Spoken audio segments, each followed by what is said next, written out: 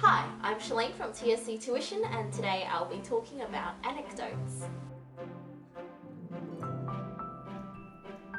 Anecdotes are a really easy persuasive technique or device that students can easily spot and also easily talk about in their argument analysis essay. So first of all, what is it? An anecdote is essentially a story, a real story. So an anecdote usually looks something like, in March, Sarah lost her job, or meet Tom, Tom is an electrician working in Faulkner, or anything really that involves a real person or character and they do something or something happens to them. Now, there's another kind of anecdote called a personal anecdote, and that is simply a story that has happened to the author. So these stories will always have the words I or me or my in them, as in, last week I went to the supermarket, or that lady was so rude to me. These stories have actually happened to the author, and the author is now relating them to the reader in their persuasive article. So once you've found them in your persuasive article, how exactly do you analyse them? And the way that we teach students how to analyse persuasive techniques is to break it down into two parts. The first is, what is our gut reaction or initial thoughts upon reading these quotes, and then second, why would the author want us to feel or think this way in relation to the main argument or the supporting argument or the contention. In general, anecdotes work by making the issue more relatable to the reader via the stories that are being told. So for example, if the issue is about a factory closure and people are going to lose their jobs in this factory, for a lot of people who are reading about this issue, depending on the publication, they're probably not going to relate very well to this issue.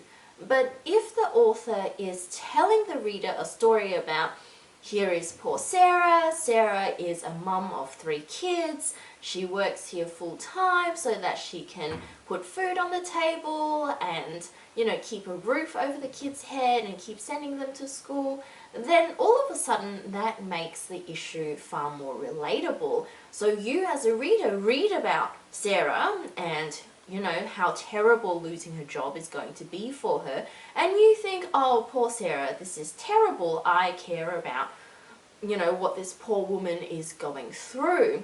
Now, by making the reader care about the issue, it is then far easier to persuade them of whatever point the author is trying to make. Likewise, if the author puts up a personal anecdote about an issue that the reader may not care about, so let's say the issue is about, the recycling deposit scheme, how if you take back a recyclable container, you get 10 cents or 5 cents back.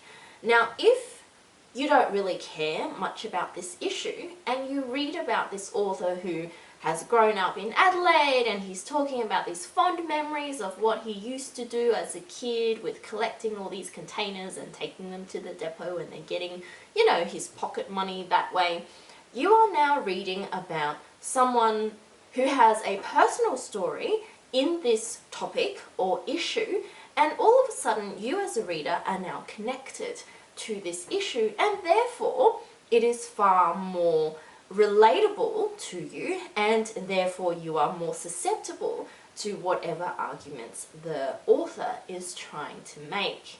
Now, of course, this doesn't apply to every single usage of anecdotes or personal anecdotes, but in general, that's how it works. Sometimes it's not about relatability, sometimes it's about maybe their personal eyewitness of an event and therefore it makes them more credible as an authority in the subject, or it makes you feel a particular way about the issue, depending on what the usage of the technique or device is. But Overall, most anecdotes work in the same way. They provide you with personal connection to an issue. So I hope that was helpful. As always, like and subscribe to all of our social media channels so that you can get our latest tips and tricks to achieving your best in your English subject. And if you'd like to get some one-to-one tutoring, whether online or face-to-face, please contact us and we can send someone to you. Thanks for watching.